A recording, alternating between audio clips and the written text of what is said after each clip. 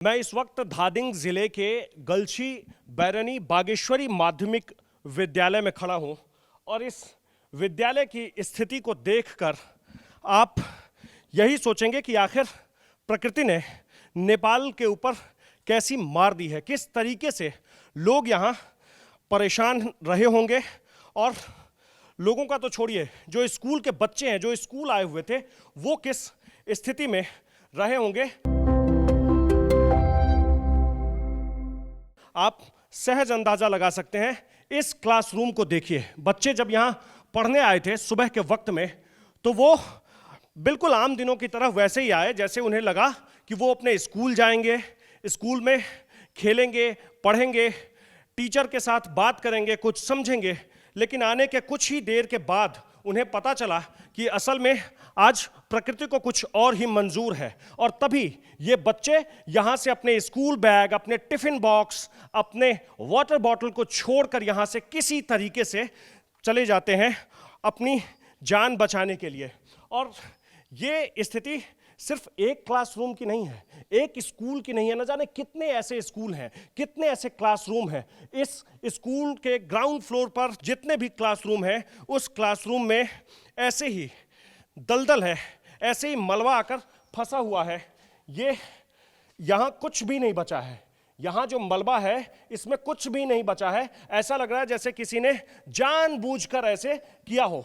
लेकिन ये सब प्रकृति को मंजूर है और प्रकृति ने किया है। कुछ भी नहीं आपको दिखेगा, ना तो बेंच, ना तो डेस्क, ना तो बच्चों का स्कूल बैग।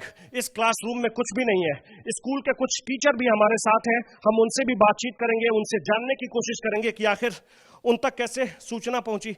आप लोगों को कब यह सूचना मिली? हम लोग को 10:40 में मिली। 10:40 पर क्या बताया गया? पहाडी आइरहेछ, तपाईहरुको विद्यार्थी लिएर पहाडतिर भाग्नु भनेर भन्यो अनि हामीले हाम्रो विद्यार्थीहरू लिएर हामी डाँडा पहाडतिर गयो। ये कह रहे हैं कि इनके पास सूचना आई कि बाढ़ आ रही है, आप लोग स्कूल को खाली करो, बच्चों को यहां से लेकर जाओ। उस वक्त कितने बच्चे थे यहाँ? 750 बच्चे। 750 बच्चे इस स्कूल में थे। स्कूल बच्चा र मास्टर गरेर 750। स्कूल में जो टीचर हैं, स्कूल के स्टाफ और बच्चों को मिलाकर, स्टूडेंट को मिलाकर कुल 750 लोग थे। यहाँ से आप लोग बच्चे को किस तरफ, ऊपर की तरफ लेकर गए थे? पहाड़ी तक। यहाँ भेज दिया ना सबको। यो मेरो नाम दिपेन्द्र वाग्ले, मैं स्कूल को टीचर। यहाँ चाहिँ 10:25 देखि बच्चाहरूलाई चाहिँ यो पहाड भनौँ माथिल्लो भागमा चाहिँ पठाउन हामीले चाहिँ जारी गऱ्यौँ।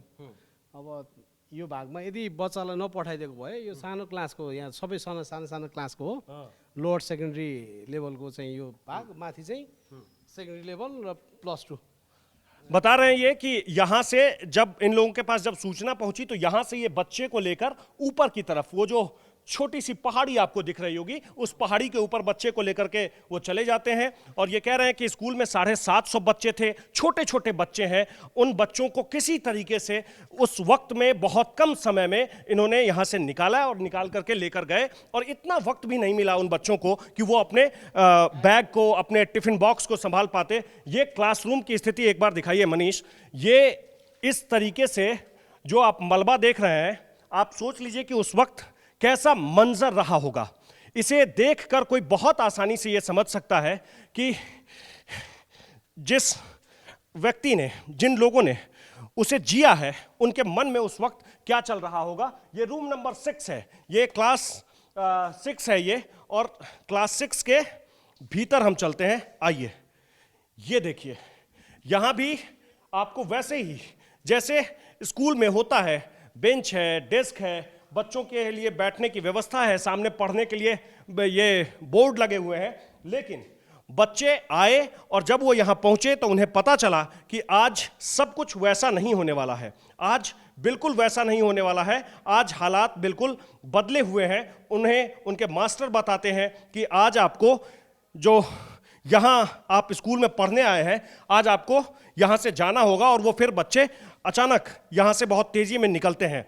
ये जो स्कूल बैग आप देख रहे हैं, ये सिर्फ स्कूल में छूटे हुए ये बैग नहीं है, ये उन बच्चों की अधूरी कहानी है जो कल तक इन्हें अपने कंधों पर लेकर स्कूल आया करते थे। किसी बैग में किताब है, किसी में अधूरी कॉपी है। आप जब इसे देखेंगे, ये बच्चों का बुक आपको दिखेगा, कॉपी, बगल में ये वाटर बॉटल, आपको ये आई कार्ड, सब कुछ वैसे ही दिखेगा। ये टिफिन बॉक्स भी आपको दिखेगा, कहीं टिफिन बॉक्स बिल्कुल वैसे ही रखा है जैसे अगली घंटी में कोई बच्चा उसे खोलकर खाने वाला हो, लेकिन उस दिन स्कूल में घंटी बजती ही नहीं है।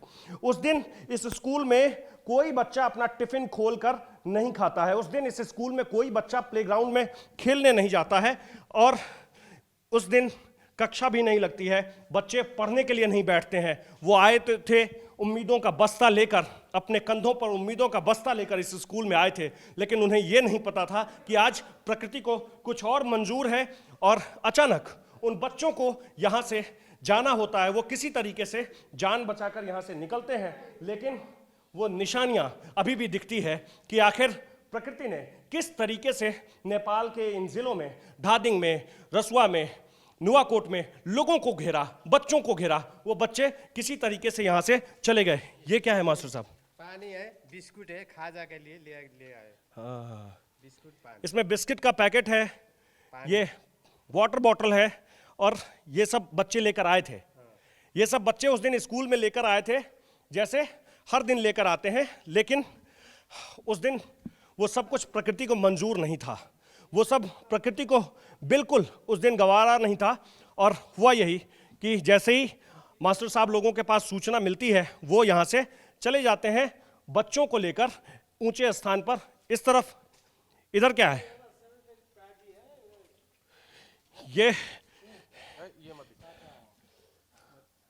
ये आपको छाता है, क्योंकि इधर बारिश होती रहती है तो आपको ये छाता दिखेगा। वैसे ही इसमें कॉपी है, किताब है, लेकिन सब कुछ अब बर्बाद हो चुका है, सब कुछ खत्म हो गया है।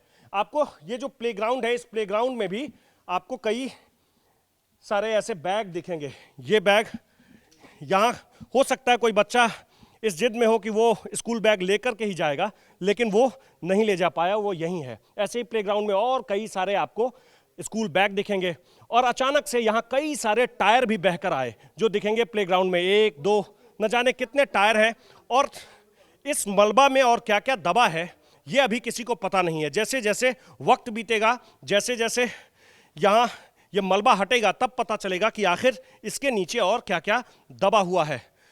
और सिर्फ 1 या 2 स्कूल या क्लासरूम में ऐसा नहीं है, जैसा मैंने आपको बताया। ये देखिए किस तरीके का दलदल है, क्या स्थिति है, आप इससे अंदाजा लगा सकते हैं।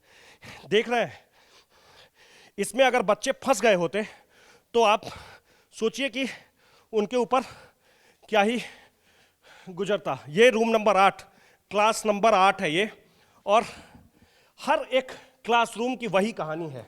हर एक क्लासरूम में वैसे ही आपको सब कुछ दिखेगा जैसे बाकी क्लासरूम में है। यहाँ भी बच्चे कॉपी किताब के साथ आए थे, वो सब कुछ यही है। ये मैथ का बुक है, ये मैथ का बुक है, मैथमेटिक्स का बुक यहीं पड़ा हुआ है, साइंस का बुक यहीं पड़ा हुआ है। लेकिन उन बच्चों को ये नहीं पता था कि आखिर प्रकृति क्या गुणागणित आज उनके साथ करने वाली है, किस तरीके से वो घिरने वाले हैं। लेकिन अच्छी बात ये रही कि यहाँ से उन सभी बच्चों को सुरक्षित बाहर निकाल लिया गया। समय रहते उन्हें यहाँ से बाहर जाने को कहा गया, और स्कूल के जो टीचर हैं वो उन बच्चों को लेकर चले गए। ये जो क्लास टीचर के लिए जो इस क्लासरूम में क्लास लेने आएंगे, उनके लिए जो ये चेयर यहाँ रखी गई थी, उस चेयर की स्थिति भी आप देख सकते हैं। हालात बहुत ज़्यादा ख़राब हैं, और मनीष पीछे बहुत आराम से, हालात बहुत ज़्यादा ख़राब हैं। और जैसा मैंने आपको बार बार बताया कि ये सिर्फ एक स्कूल की बात नहीं है, एक क्लासरूम की बात नहीं है, और एक ज़िले की भी बात नहीं है। 4 ऐसे ज़िले हैं जिन ज़िलों में जितने स्कूल हैं उन स्कूलों की लगभग ऐसी ही स्थिति है। ये वो निशानियां हैं जिन निशानियों को यहाँ के लोग, इस स्कूल में पढ़ने वाले बच्चे शायद ही कभी भूल पाएंगे। ये स्कूल फिर से वापस शुरू हो जाएगा, बच्चे यहाँ आएंगे, पढ़ेंगे, खेलेंगे, खाएंगे, और इस स्कूल में वैसे ही रहेंगे जैसे वो पहले थे। लेकिन उस दिन जो कुछ भी उन्होंने झेला वो शायद वो जिंदगी में कभी भूल नहीं पाएंगे। कैमरा पर्सन मनीष डोबरियाल के साथ आकाश वत्स, धादिंग, नेपाल।